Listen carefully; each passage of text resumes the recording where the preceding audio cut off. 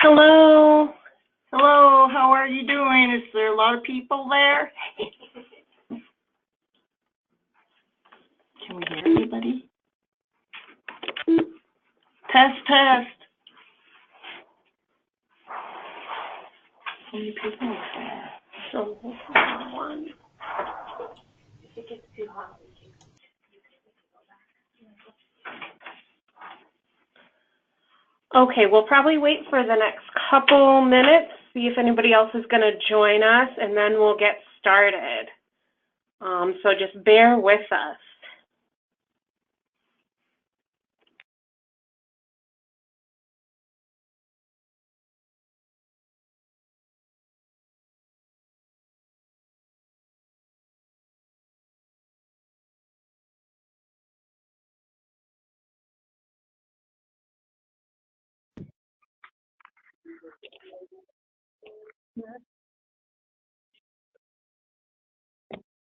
There is somebody out there, but they were at the list.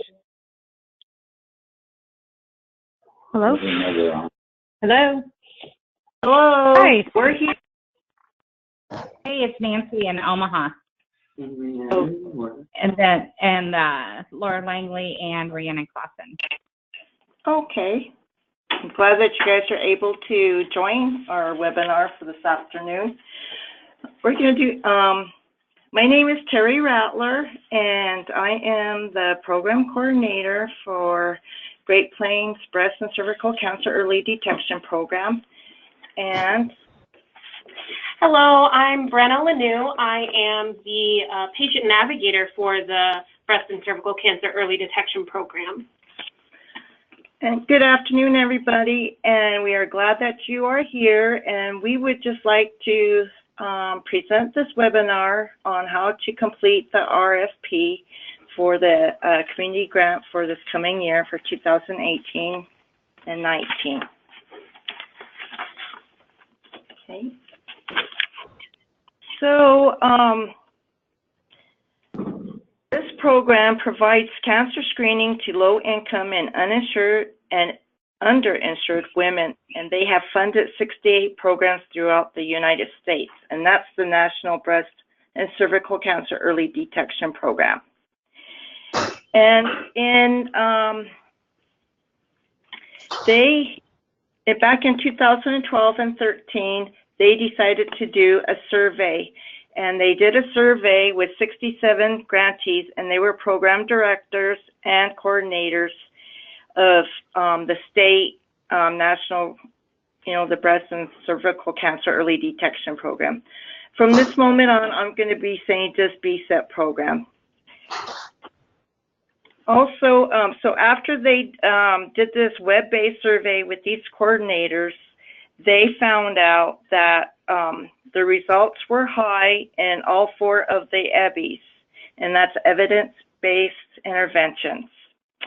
And that is what cervical cancer screenings programs have been doing, and I'm sure some of you are grantees, sub-awardees from our Great Plains colorectal program.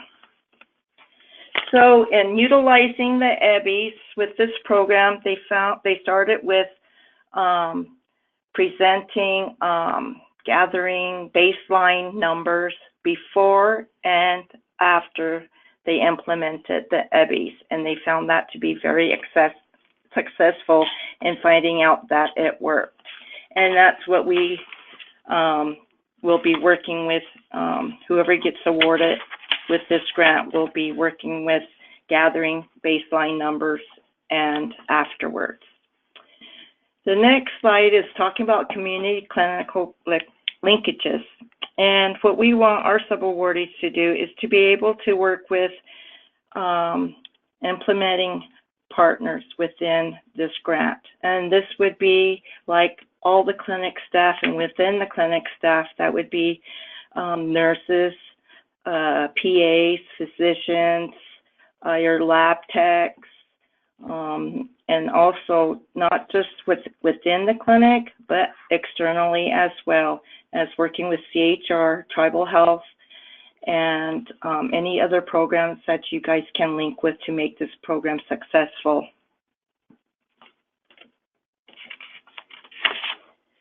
So we're asking some requirements for the sub-awardees.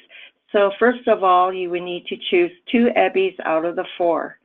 And then you would submit a final report at the end of the year, which will be June 15, 2019, and this would include your project abstract, final project outcomes, and final budget. Then you will do a year-end interview with our program manager, me, and Brenna. And that's our evaluation. The next part we're talking about is implementation plan. This does not have to be submitted with the application right now. This will be submitted once your project begins, and Brenna and I will be working with you on this implementation plan. We have a template that we will be using, and having you guys, we can all work on it together. And as I mentioned before, you will submit your baseline screening numbers before you start your project and after the project. So you'll need to connect with your clinical applications coordinator. Then schedule future status calls will be Brenna and I calling you, whoever our sub-awardees will be, and we will be meeting with the sub-awardees either bi-monthly or monthly. We would like for the contact person to just call us, and then we can discuss what's how your project is going, and if you have any challenges or successes that you would like to share, we would like you to share them at this time.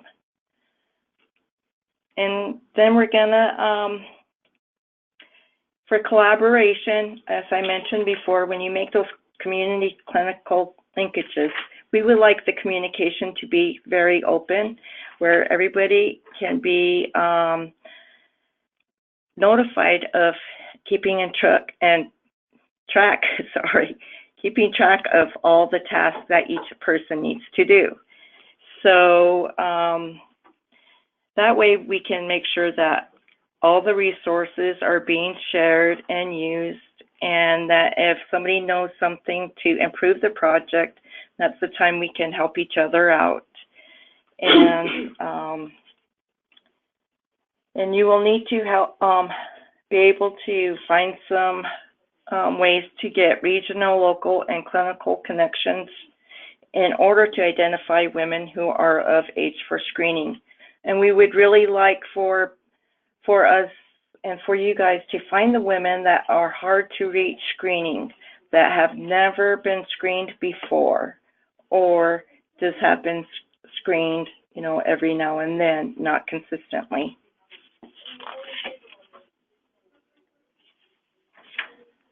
And then our program has requirements from us. So we will, as we're doing this technical assistance webinar with you now, and we will do some others in the future as well. We need everyone that will be working on this project to attend, public health nurses, providers, lab tech, tribal health, CHRs, and so forth. We will be calling sub-awardees to check on their progress of the project, ask if there are any issues, and help plan the quarterly conference call where everyone will be on the phone together. And then you'll do your updates on project and your screening numbers and barriers and challenges. Please remember to make communication the key to your collaborative partners. Next, we'll be discussing the application process. So you may request up to $10,000. This amount will be the subject to the amount of funding available. Request what you think you will need to achieve your project, and this amount may be less depending on your overarching goal. So as you can see there, that the application is due August 10th, and the awards will be announced August 17th, and then the projects begin October 1st and ends June 1st of 2019. And then our final report is due June 15th. Okay, so first of all, on the RFP, you have like The first box is talking about all your contact information, so just fill that out. And then as you go through the RFP, you'll need to come up with a project goal. So when writing a project goal, think about what you would like to achieve over the 9 months project period. Remember to be realistic about the project goal. Ask yourself, can we accomplish this goal by the due date? And here's an example on the slide. Increase mammograms and/or Pap tests by 5% by June 2019. So that is an example of your broad statement for your project goal.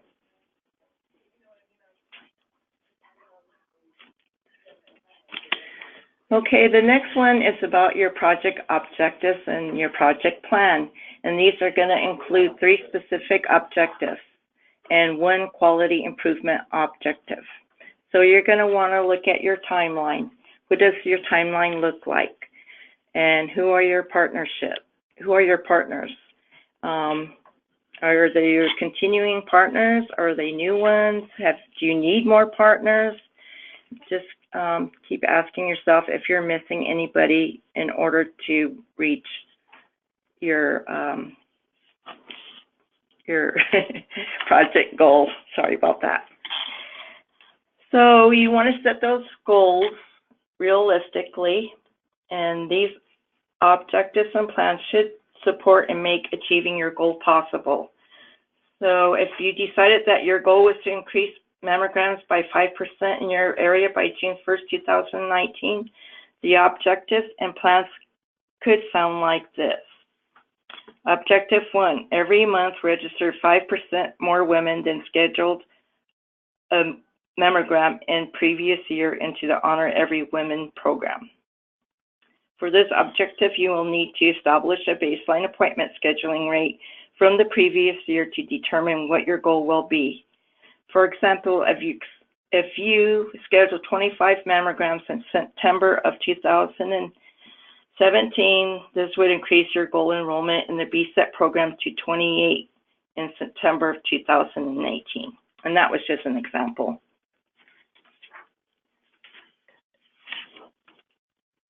A second objective would be to increase community demand of mammograms by 25% through monthly educational events.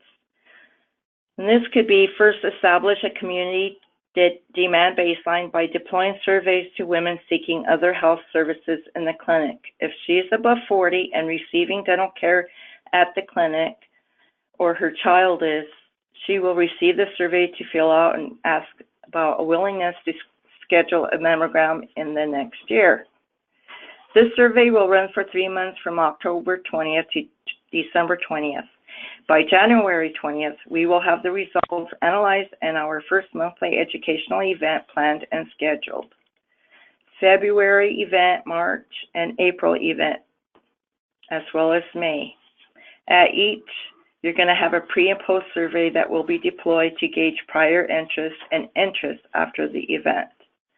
A difficult part of setting your objectives may be keeping them realistic yet still improved. If you know you screen 25 women every month for breast cancer, then your goal should be higher than that.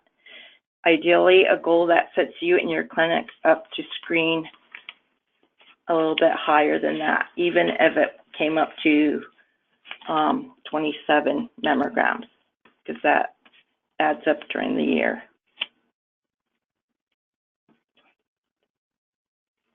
Okay, now we're going to be talking about showing you some example objectives.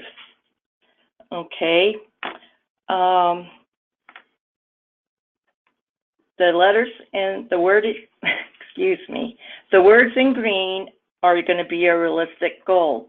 So that would be register 5% more women than scheduled a mammogram in previous year into the Honor Every Woman's program. And then how you will partner is in the brown. So you would partner with tribal health and public health nurse with a clinical applications coordinator to establish your monthly baseline appointment scheduling rates for each month. And then it goes on. And then The red words are for your timeline. So each month of the project period, you would do this. So that would be monthly. And I will turn it over to Brenna now. Okay, hello everybody. I'm going to talk about the third objective on the RFP, which is the one that is supposed to be related to quality improvement. So quality improvement is the act of developing ways to meet quality standards and evaluating the current processes to improve overall performance. So you must create one quality improvement objective and identify it on your RFP. In order to do this, it's suggested that you will create a QI team, and this team can be made up of anyone with the knowledge and interest required to improve this issue. One of the best ways to implement a QI effort is to use the Plan, Do, Study, Act model. We'll be looking at the plan section of this model, and numbers 1 through 5 are what you'll be using to. Yep, I know I'm that way too. Can you mute? Sound familiar? Because it's the Golden Girls. And they released the Golden Girl action figures at Comic-Con this year. I have to have Excuse me, can you mute? You know that. So I think this is Tinka. I think Brenna, you guys, whoever the organizer of this, can go in and mute everybody until you're done presenting, if you want to do it that way. Okay, yeah, I think Deanna's the one with the meeting control. Okay. I think, yeah, we're using screen sharing. Or can everybody else mute unless they have a question? Or Deanna, can you mute everybody?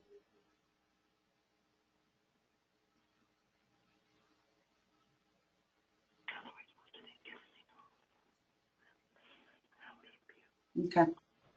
Well, it looks like everybody muted themselves, so you should be good to go. Okay. All right. Thank you, everyone. I'm going to keep going on this slide here. So steps 1 through 5 are what you will use to develop your quality improvement objective on your RFP. And you will use the last 3 parts of this when you do your evaluation at the end of the year. So first you should ask, what is your issue? And then assemble a team of stakeholders to examine your current approach and identify potential solutions and how you can improve this issue. And then you will develop an improvement theory. So how can you implement the solutions, and what do you think will be the result of those solutions? So when you're drafting a QI objective, here are a couple examples. I won't read them out loud, but I'll show you where we have the components of what we're looking for in the QI objective. So in red, we have our issue. Only 10% of women scheduled for a follow-up to an abnormal PAP show up to their follow-up appointment. So that would be the solution you're trying to solve, or the problem you're trying to solve. And then brown would be your solution. So you want to increase awareness of the follow-up appointment and through a reminder system. And then your team is in teal, women's healthcare providers, clinic workers, and community women in the first example. And then green is your, let me see my notes, is your implementation theory. So you'll develop a theory of best practices that will encourage the solution to your problem. And then I think we're kind of long on time, so I'm going to just skip objective 2 and move on. Okay, so then the next part of the RFP is the evidence-based interventions portion, and there are 4 evidence-based interventions that you can choose from on your RFP, and we will go over them now. There's provider assessment and feedback. So this is where you would make a plan for evaluating provider performance in delivering or offering screening to clients, maybe like doing a provider assessment and You would present providers with that information about their performance and providing screenings. And then we have provider reminder and recall system. So this would inform the healthcare provider that it's time for a client's cancer screening test, or that the client is overdue for a screening. Some examples of this, EBI, include using chart stickers, flags, or prompts to remind providers to talk to patients about breast and cervical cancer screening, or using a screening algorithm to ensure all patients receive standard screening recommendations and follow-up. And next, one of the more popular ones is client reminders. So this can be like written or telephone messages, or even automated messages, you know, maybe even texting, who knows, that advise people that they are due for a screening, or maybe that advise them that they had scheduled a screening and it's coming up soon. And then next we have, I think, the most popular of all of the barriers for sub-awardees to choose is reducing structural barriers. So this addresses non-economic burdens or obstacles which make it difficult for people to access cancer screenings. One of the most popular structural barriers to try to alleviate is the transportation issue in rural communities. And so a lot of times with the colorectal cancer screening grants, I know you guys probably are familiar with the gas cards. That would be an option for this RFP as well. All right, so once you've chosen, you have to choose 2 of those EBIs for your application. And so once you choose what you're going to implement and how you're going to increase screening rates or achieve that goal, then you have to budget for it. So that's kind of one of the harder parts of this RFP. So first, we'll show you an example budget on our next slide. But we want to make sure that you include well thought out considerations for each of your EBIs. Make sure that you budget in order to cover your goals. So for example, if you decide that you want to screen 150 women in the next year or have them given rides, make sure you account for the mileage, account for how many gas cards that will take. And remember that budgets cannot be used for food or incentives.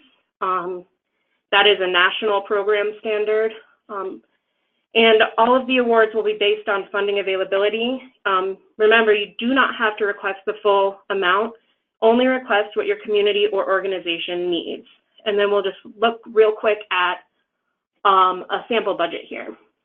Okay, so this has been copied directly out of our RFP, where we kind of did some projections of what a middle of the road project would look like. So as you see at the top, the total amount requested by this organization is $6,500. And then they also make a budget for personal and staff time, where the CHR would maybe be giving rides to women to and from their appointments. And so one thing to note about the personnel and staff time is that it cannot account for more than 1/3 of your budget. So when you're considering if you're going to pay somebody to maybe enroll women in the program or to give someone a ride, make sure that you don't project over 1/3 of your total budget. And one of the ways that we like to encourage people to kind of not have to budget so much for personnel and staff time is, you know, think about donating maybe an hour or 2 a week or a month in in-kind services. But that is up to the needs and the capacity of your clinic. So that's just something to consider. And next we have educational materials. I just want to note that those have been printed by us and that those will be, I guess, yeah, those will be mailed out if you choose to use them as part of your educational efforts. And so if you have any more questions about how the educational materials are deployed, we can talk about that in our questions section, which will be in, I think, what, at the end, and that's in a couple slides. So, And next we have something at the end of the RFP. This is the capacity statement. So in this section, we kind of want a couple sentences that describes overall how well suited your organization is to complete this work. So you'll talk about clinical staff or staff that will help with the work, and you'll talk about the resources you have or need to complete your goals, and again, talk about which partnerships you'll use to complete this work. So a good capacity statement might be, we have one public health nurse available to provide education and outreach in kind for 3 hours per month and program monitoring for 2 hours per month, and 2 community health workers that can follow up and distribute client reminders for 4 hours each month per worker. So it's kind of about talking about the individuals that will complete the work that you set out in your overarching goal. And so there is one more section on the RFP, but that's the evaluation section. And I think we're not going to go through that. We want to leave a lot of time for you guys to ask questions if you have them. And so if anybody has any questions, comments, or concerns about the RFP, let us know. We'll be here to answer them.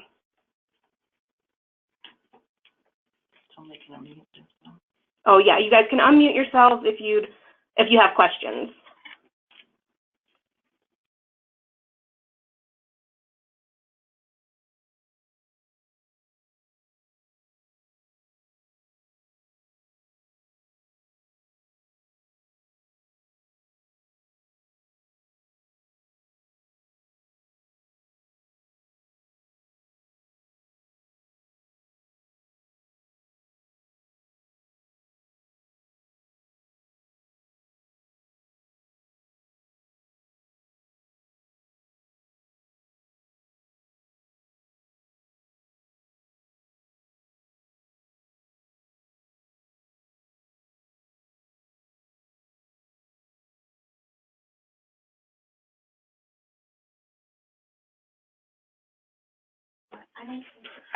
Okay, so no questions or comments so far, but we did want to reiterate that this is really similar to CRC and the colorectal initiatives. And so this webinar covered a lot of information, and we just want to let you guys know that if you haven't seen the RFP yet, the application, I think, is the actual part that you actually write on is only two or 3 pages, and a lot of that space is devoted to titles and things like that. So it's actually not a very long application at all. And we are here to answer any questions you have after the webinar ends. Yep, or when you're filling it out. Even if you have questions about the format that the RFP is in, we're here to help you through that. It looks like we have a question here. And so this person asks, we have breast and cervical funding from BCedP funding in our state. Are we eligible to apply for this funding?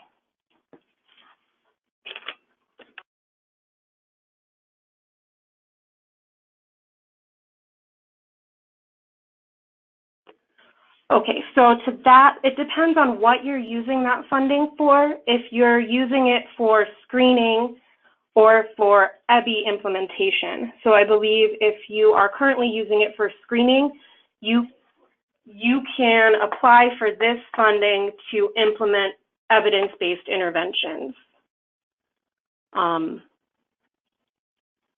Yeah.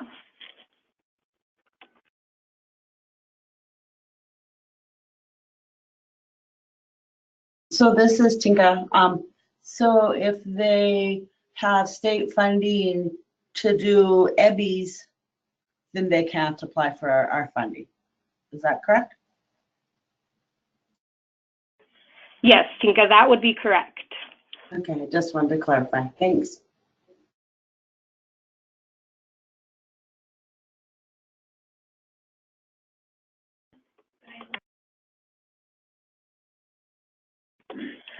So we were just talking here, and as far as we know, we're not sure if there are any tribal programs that should have any state funding. So I know we didn't go over our application, kind of who's able to apply, but that is in the RFP, and we are only taking applications for tribal organizations or clinics that serve mainly American Indian, Alaska Native people. So that's one component that we're unsure of. And we have another question. Oh, yes. Tinka asked if you had funding for EBBs already, if you could apply for this grant right now. And the answer would be, if you're already funded for EBBs, you cannot apply for this grant. Oh, yeah. Yeah, if you have the state funding already, you cannot apply for this grant. Just for EBBs, but not for, Yeah. if they have state funding for screening, they can apply for this grant. Yeah. If they have state funding for EBBs, they cannot apply for this grant. No. So to clarify, many of our tribal facilities in all of our 4-state region receive funding from state BCedp programs to pay for women's screening services and diagnostic services. This EBBI project does not cover payment for actual screenings. This is specifically for implementing evidence-based interventions. So unless the state has given you a contract that states this money is to be used for evidence-based interventions, you should be eligible to apply for funding through us. Correct. Thank you. But if you specifically are not sure, you can always call and we can check for sure and make sure for you as well, right? Yes, absolutely. Thanks. So do we have any other questions or comments? We'll put our contact information up here if you guys have questions, comments later. And we'll also put up Tinka's information. She'll be the one who you send the finalized RFP to. So.